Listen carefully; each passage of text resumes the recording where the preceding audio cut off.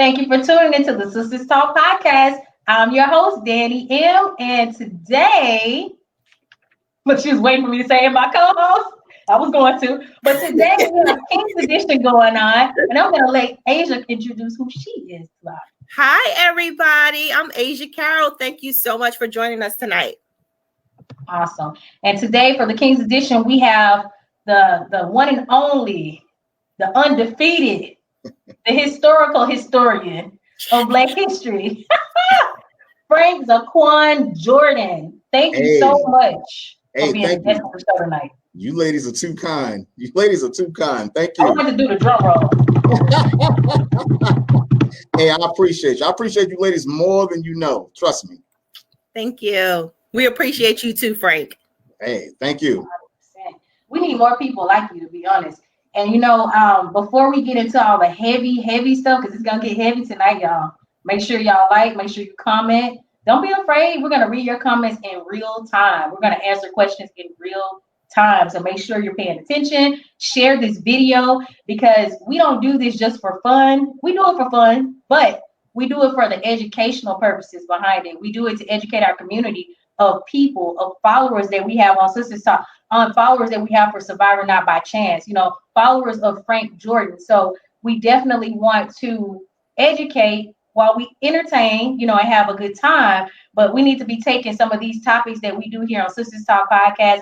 If you see Aisya doing a video of Survivor Not by Chance, know that these are from real life experiences. And Frank Jordan does a phenomenal job with doing in-depth research, and he's giving you transparent, unfiltered information that everyone should know. So I definitely wanted to get that disclaimer out there. I probably ran off a few people that just tuned in. I don't care. That's actually my sister. Oh, did I say her name right? Nana. It's Nana. Okay. Yeah. Hi, Nana. Help us out. Hey, Danny, you want to know something? It's funny. It's funny. Last year in July, and this is really offline we're talking about. It's funny you mentioned that about GameStop. Last year around in July, I think it was given to me as a free stock for, I think, $7 a share.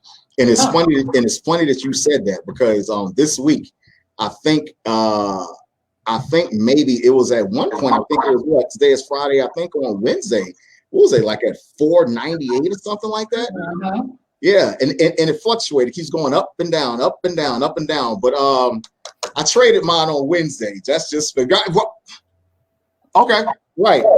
Yeah, and me being, fast Freddy, I traded mine on Wednesday when I think it was at 318. I'm not too sure. But I woke up on Thursday regretting that. I know you did. But it's cool because it was free. Yeah. I mean, it's nothing really lost. You only got gains out of it, to be honest with you. Right. So, right.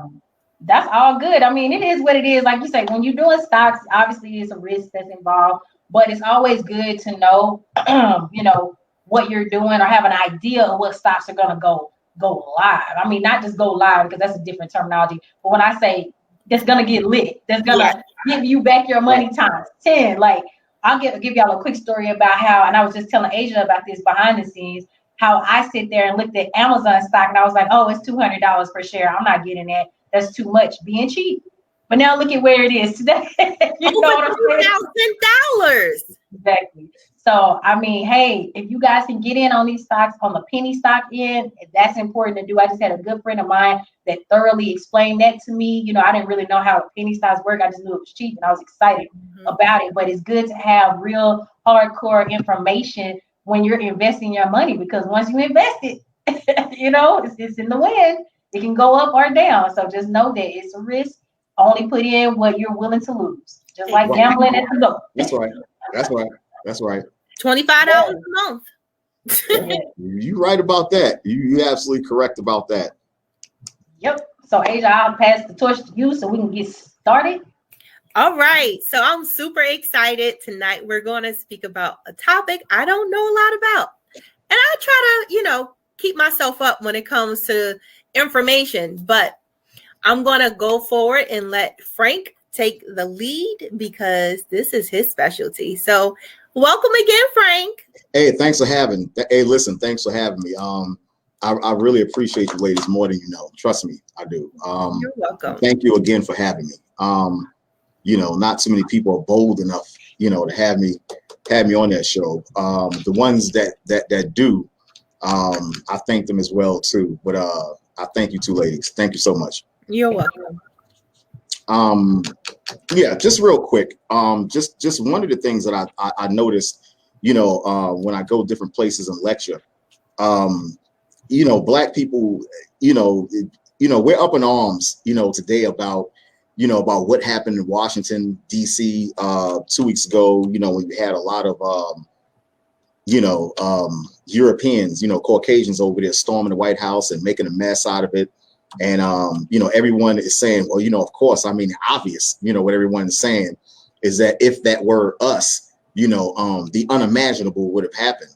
And everybody's right. Everybody is correct, on that. It's no telling, how many people would have been massacred, if that had been us, had we, made a move like that, or had we, did something like that. I mean, you get innocent Black people that get shot down, out of their cars for nothing at all. Let me bring your attention back to 2014. There was a lady actually that lost control of her car, Black lady that lost control of her car because she had a seizure. It was right outside the White House, right outside the gates of the White House. She lost control of her car, crashed the White House gates, and Secret Service shot the woman down, dead. Nobody made any noise about it. Nobody said anything about it. So you got to kind of ask yourself, like, why does that happen? Why does that frequently happen to us and nothing happens to them? What a lot of our people can't understand is there's things, okay, there's one word, it's called the United States Constitution. And, a lot of times, we don't get ourselves involved with certain things that we don't understand and that we don't care about, or we can't read, or we just don't care to read. But it's still written in the United States Constitution, about Blacks being 3/5, of a man. And then they tried to rewrite that, history books tried to rewrite it and say, oh, that wasn't talking about, an actual man. It was talking about the slavery, some people were slaves. And so we're going to just count their vote as just 3/5 of a vote. So actually, in all actuality, you're saying that we just 3/5 of a people. It's the same damn thing, and that's what white America does. They just try to just, redocument everything, but it means the same thing. Just like, hey, listen, just like the civil rights march, listen, if you're marching for civil rights, the only people that are marching for civil rights is people that haven't been counted as equal, or civil, and we're the only people that have been doing that. Listen, when was the last time you seen white people marching for civil rights? I'll take all night on that one. Y'all can take all the time y'all want. In the 60s, how many white people was marching for civil rights? You may have had some supporters that was with us that was outraged or disgraced, Danny. You understand what I'm trying to say? At the way that we was being treated unfairly. But as far as, what they have and what they inherited, they didn't need civil rights, because it was written in the Constitution. Things were left for them. The rules are different when it comes. I don't understand why Black people don't understand that. Okay, it's written in the Constitution that the rules aren't the same for Blacks and the rules aren't the same for American whites. Those are facts. Okay, back in 2000, listen, this is outrageous. In 2009, don't you know the hate crime bill was just passed in 2009? The hate crime bill was just passed, and the only reason why it was passed because of this white kid, okay, by the name of Matthew Shepard James. He was going to a university, I think in Wyoming, and of course, they didn't like his preferred lifestyle, and they killed him. Okay, so then that bill came about. Oh my goodness, it's an outrage. You know, we got to put a hate crime bill in place.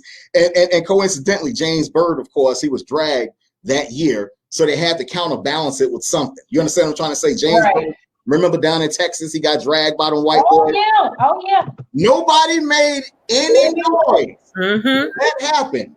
But as soon as Matthew Shepard James got killed, oh my goodness, we have to do something about this. That's when it was changed. But what I don't understand. Look, what I don't understand is this. And you're right, Basim, that's not our fight. You're absolutely correct. Right. I totally agree with you, brother Basim. You're absolutely correct. But listen, it just goes to show you also, I'm just making a comparison. Okay, you're right. It's not, but I'm just making a comparison. But let me say this, right? As far as I can remember, Danny, in Asia, blacks they've been hating us for a long time. You know, we've been getting killed for over 400 years. Yeah, to it. Think about that. Like, they forget that part. So I don't even think they forget, though. I think it's more people are afraid to address the reality of what's really the accountability behind it. Nobody wants to be accountable. Let's be honest. Yeah, we have friends that are not black, right? And they never speak up to this. You know, I'll never forget one day I was in corporate America and I went up to my group. We were having a little huddle session. They asked me what's wrong. I said, I'm tired of seeing my black men being hunted down like deer. And nobody said a word. No, they don't. But you're supposed to be my friend. Nope. So they just sit there and look. Yeah, at some level, where's the compassion for my people? And if you're really my friend, why aren't you connecting with me on an emotional human level? Yeah. Right. Alicia. Right. Hey, listen. Let me say something real quick. The definition of reparation is the making amends, of wrongdoing, or one that has been wrong by paying money, or otherwise helping people that has been wrong. And the key word there is what? Making amends.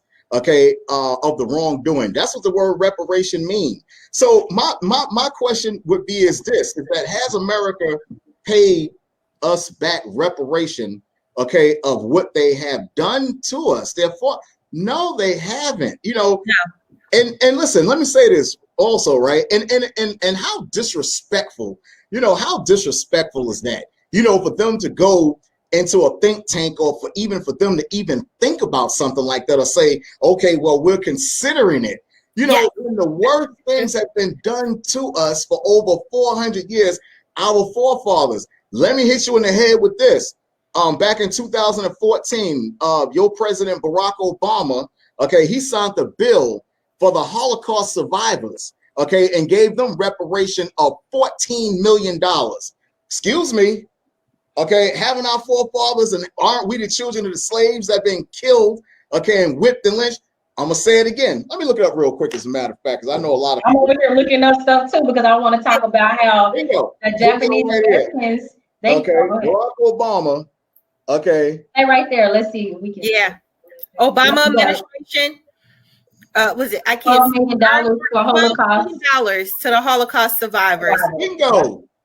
There you have it. So look, if he can get $14 million, to the Holocaust survivors, I don't understand what's the problem when it comes to the children of the slaves that are still here in America. I don't understand that. You know why? Because it's written in the American Constitution. Yes, it is. Something that they can't change. Yep. Okay, that we are still considered property. Okay, and that's something that they will not teach your kids in school, and that's something that they refuse to change in the American Constitution. Let me say this too. 1862, there was an act called the Homestead Act. Okay, and you can look it up, Danny, because I know you're a genius. And I've heard of it. Yeah, I don't know it like verbatim. Yeah, right. 1862. She's looking it up now. Look, it was an act called the Homestead Act. What that did, that let the immigrants come over here, okay, which were Europeans, that let them come over here and acquire, I think it was 160 acres of land to 600 acres of land. It was given to them for free. The immigration laws don't include us. Those immigration laws don't include us.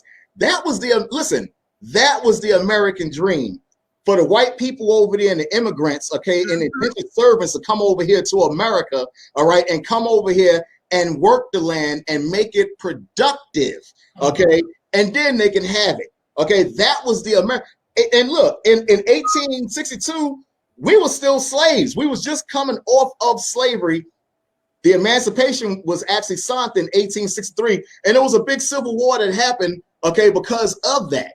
So when you have immigrants that's coming over here to America and they're handed, okay, a policy saying, here's 160 acres of free land. You can have 160 acres plus 600, and if you get slaves, you can have more. Well, what the hell happened to the Negroes, Danny? I don't understand that. What happened? I'm telling you. How did we get shortchanged? And that was part of my issue when people ask me, well, how do you feel about Kamala Harris being vice president? No offense to Miss Madam Vice President, but I want to see her and her entire staff, including the president, actually make a real change. Stop saying that we need it and actually make real change through implementing new law through who? Through Congress. We gotta, like I always play around with Asia, we gotta put the blame where the blame is supposed to be. Yes. AKA from Frank. That's your quote from Frank Jordan. We have to put the blame. So like when we're always talking about the president didn't do this, the president did that, the VP didn't do this, the VP did that. That's not where the blame is supposed to be. The blame is with Congress. You got to get Congress to change and implement these laws that's going to satisfy the disruption and the inequality that we feel each and every day. So people who have these disparities in their lives towards people of color, they're going to continue to have that, and they're going to continue to be empowered because guess what? Your country's lawmaking bodies are empowering them to do so. They're not telling them that it's wrong. They're not implementing laws to make you know and feel that what you're doing is improper. I mean, look at what just happened January 6th. That should never have happened. We attacked ourselves. How stupid is that?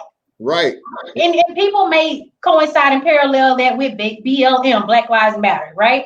But you have to, Asia, I'm going to let you explain that to them. Give me the significance behind Black Lives Matter. I know you're going to rip this up. So, Black Lives Matter is not just a movement. It just literally means our lives matter. Our lives, we're human beings. We have a soul. We not only have a soul, we have feelings, we have emotions, we have children. We're raising generations. And then not only that, but at the end of the day, if you're a human being, how can you not understand that another human being's life matters? We have individuals who are of so many different races and ethnicities, and people come from all these different countries, and they come to America because it's the land of the free, the land of the brave, and you can just have your dreams met. But when it comes to Black people who live here, we don't feel that way. And what a lot of people don't realize is that white people got reparations who were slave owners. Slave owners got reparations. So if the slave owners got reparations because they lost their property, you're telling me my life did not matter. And so when we say Black Lives Matter, it means because our being matters, not just the color of our skin. Right. And let me say this too. White America is in no position to tell us whether or not we're equal or not. I don't understand where the hell do they get that from? Okay, they sit back and they're in no position to tell us, okay, whether or not we're equal or not. And the key word that you just said, Danny, was the Congress. 1793 was the year that Congress made up an act and said Black slaves, okay, are property. 1793, the Congress, like you said, made up an act, okay, and a law and passed it and said that the Black slaves, okay, are property. And the ones that escaped the plantation, they're called fugitives. That's where that term came from. Okay, that's the reason why. You ever notice, listen, let me say this. You ever notice that it can be the Puerto Ricans, it can be the Haitians, it can be the Dominicans, it can be especially the Mexicans. When they leave their borders of property, they're called fugitives and they're sent right back to where they came from. Yeah. But the Europeans can come over here from Europe, Denmark, They can come over here from Ireland. And why the hell ain't they sent back? I don't understand that. Why the hell ain't they sent back? When was the last time you seen a European come over here to America and sent back and put somewhere in a 10x5 cell, okay, with some damn aluminum foil on them and be sent right back to their country? Doesn't happen, because you know why? Because the laws are written for them and against us. And I'm explaining that very to the detail tonight. They'll be so quick. I've heard so many scenarios where they'll tell Black people go back to Africa. Like, we chose to come here. We didn't choose to be here. We'll go back. Let's go back. Hey, let's do this. I'm ready. Hey, uncles, I'm coming home. I want to go home anyway. Look, and you know, I want to say something before I forget about this. And let me read some of these comments. The president and vice president not to both right the wrong doing of their past. I'm not really sure if I understand what he's saying. The president and the vice president not. He's saying that the president and the vice president, they need to do what's right for us. What was right in the past, you have to write it. Yeah, that makes sense. You know, look, we're getting hot and heavy into it, guys. So we're building up this platform to become more transparent as a society. We need this in order to grow. And I mean, I want to talk about how, let's address some of these issues from 2020, how some people came on and said, oh, I don't understand why we're tearing up our own property. These are people's livelihoods. Well, there's literally people's lives that are eliminated because they're a person of color. And are we equating buildings and infrastructure to be more valuable than a human property, life? Remember? We're so property. It's just insane. Like, let's be realistic. Right about now in this U.S., we have more interracial couples now than ever. We have more interracial children now than ever. And I hate to say it, that some people that are married to Black individuals are still deeply rooted in their way of being, if you know what I'm saying. So it's like, when are we gonna reach a mental evolution where we realize it really doesn't matter about the skin color, and you definitely can't hold people down based upon the way they look? And we're still living off that premise. And I really don't for the life of me understand it, but I understand why it's going on so long. Is because the laws uphold it, because it's constantly being bred into the children. Children are not that way. If you pay attention to them, they love everyone, no matter how they look, no matter what color they are. But it's taught to hate each other. And we need to stop doing that. Like, why do you think, Frank, that this is an endless cycle of just breeding in this form of hate? You know why listen, look, the KKK was formed up in 1895, fresh off of the Civil War. Now follow me. 2 years after the Emancipation was signed, the KKK was really, like I explained, I think in the last time I was with you guys, it was really just a group of of course, white guys, Caucasians that was actually just recapturing the slaves, and they was a slave border police. Okay, so when you have the police department, the first police department was in Boston, and it was called the Keystone Cops. Later on, I think in like maybe 1915, they was called the Keystone Cops. So when you have that in mind, the only people that was allowed on the police department, and I'm coming to your point, Danny, the only people that was allowed on the police department in the beginning, policing the people, were white people. It's almost like a fraternity, which it still is. Today it still is a fraternity. Until it was unionized. It's an actual nonprofit organization, to be exact. Wow, that's why you wanted to start them. I said, that organization is a nonprofit organization, to be exact. Oh yeah. Oh yeah. Absolutely. So you have a lot of of course, like you ladies know, you have a lot of racist cops that are part of the Aryan race community. I would say, I might dare say probably like about 60% or probably more of them are part of an Aryan, because they understand that it once was a fraternal organization that belonged to the KKK. So here's my point. Here's my point to you. What they understand and what they understand is this, and everybody is trying to figure out, like, why these guys, and why do they still exist, and why is there so much hate breeded in, and what the hell is wrong with these guys? They're crazy. So listen, what they do understand is this, is that America was taken, okay, by their forefathers, Columbus, you know, you guys like Lewis and Clark, okay, America was founded, okay, off of their forefathers, which stole and robbed every damn thing. Okay, we can agree on that right there, right? Oh yeah, Absolutely, Right. absolutely. And so what they're mad about, okay, is that they're not given the correct opportunities, and the money is being orchestrated and is being centralized through the government. And they feel that they're not getting their share like the rich elites are getting, like, the Kennedys, the Vanderbilts, the Rothschilds, okay, people like that. They're hogging up all the money from them, and they feel that their forefathers robbed the hell out of the North American Indians, and it's being controlled by a government that they don't like. They feel that they should be part of, or they should get, what the word I'm looking for, recompensed or hell, or even, you know, like I said before, reparated, okay, for what their forefathers did. So what they do, they cause an insurrection against the government because they're not compensated, okay, for what they're doing. So they feel that, hey, blacks don't need affirmative action. Blacks don't need welfare. Okay, Puerto Ricans don't need that. Where is our cut in all of this? That's their main agenda. So now you got people in the White House, you got Kamala Harris, and you got the Democrat. And so now they're mad as hell that you have some people that's speaking up against blacks. They're coming back. That's the reason why they were so up in arms of Trump. Oh my goodness, Trump, you know, he's finally going to do something, because they felt Trump understood it, which he does. He understands their forefathers and how they got this country. So that's really what it's all about, Danny. It's all about, they just want their shit. They're not, and I don't, listen, let me say this. I don't agree with them in their actions, okay, that they take against black people. I don't agree with that, okay? But what they do, they understand, okay, that the government is hogging up all the land and all the gold and all the money from them, and they just want a part of that. That's why they're so mad, and we're going to take down the government, and this country belongs to us. That's the reason why they're so mad, and people don't understand why they're so angry, because they want their cut. That's all they want. They want their cut.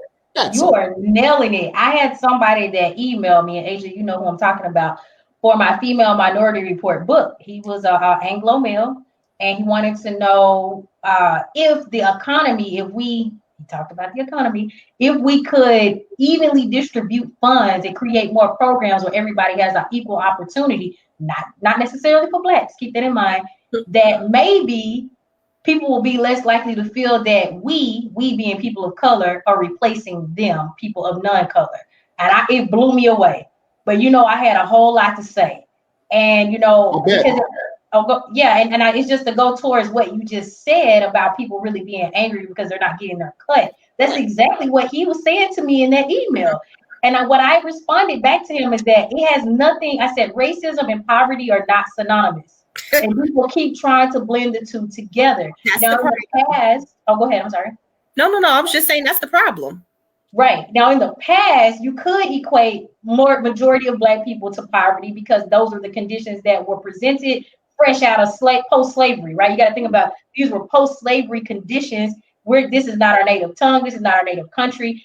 It didn't all start here for a lot of us. That's the reality. And so we do have a disadvantage in that regard. But I think the issue comes in, it really relies on insecurities. You know, a lot of these people have a lot of deep-rooted insecurities. A lot of these individuals who supported the previous 45 were very uneducated. They themselves were in poverty. They themselves depended on the government heavily. Let's look at the stats. Let's let the Google chat or the Wikipedia, whatever you do to look up your information, let's let that speak to what's really going on here. I'm really sick and tired of hearing people say this same narrative that, oh, you know, a majority of African-American people are on welfare. That is a lie. That is not even, that cannot be statistically proven. That is untrue. That is false. That is not a fact. So we need to stop living off this false narrative. And we're doing that. They are doing that to make themselves feel better, to make themselves feel empowered, so that they won't feel like they're losing a race, right? Yep. And at the end of the day, kind of like what Jane Elliott says, this is all one race. And if we would just get our minds wrapped around that, then we would do much better in this country, since they've tried to create this country where it's a mixing bowl, right? But yet we're still dealing with stuff that we